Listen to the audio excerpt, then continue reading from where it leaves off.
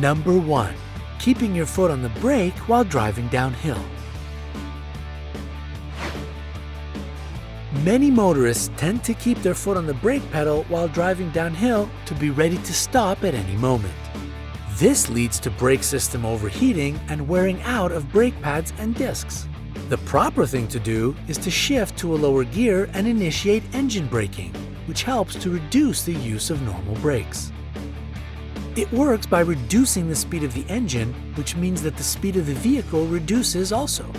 The aim is to prevent the vehicle from gaining too fast a speed, especially while going downhill. Don't get scared of the noise that you will hear when you use this method of engine braking. That is pretty normal. By the way, car racers often use this trick with downshifting to slow down the car before another turn.